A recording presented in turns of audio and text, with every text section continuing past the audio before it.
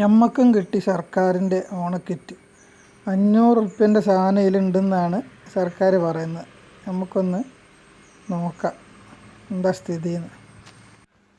1 kilo ഗോതമ്പ് നുറുക്കുണ്ട്, 1 kilo പഞ്ചസാര ഉണ്ട്, 1/2 ലിറ്റർ വെളിച്ചെണ്ണ ശബരീൻ്റെ ഉണ്ട്, 100 മുളക് പൊടി ഉണ്ട്, 100 മല്ലിപ്പൊടി ഉണ്ട്, 100 മഞ്ഞൾപ്പൊടി ഉണ്ട്,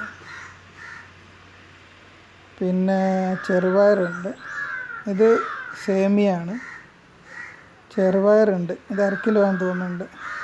പിന്നെ സാമ്പാർ പൊടിയുണ്ട്. ഏറ്റവും ലാസ്റ്റ് ഇവനാണ് വിവാദ നായകൻ, ശർക്കര.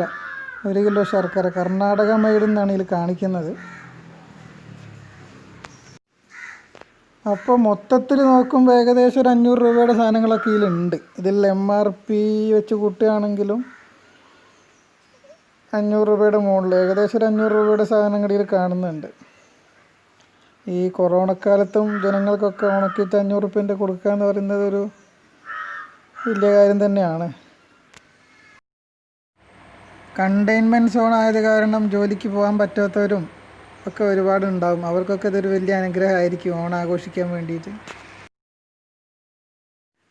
നമുക്ക് വിവാദം ഉണ്ടാക്കിയ ശർക്കര ഒന്ന് പൊളിച്ചു നോക്കാം. ഇത് കണ്ടിട്ട് തൂക്കം കറക്റ്റാക്കാൻ വേണ്ടി എക്സ്ട്രാ ശർക്കര ഇതിൽ ചേർത്തതുപോലെ തോന്നുന്നുണ്ട്. കണ്ടിട്ട് ഒന്ന് അഴിച്ചു നോക്കാം.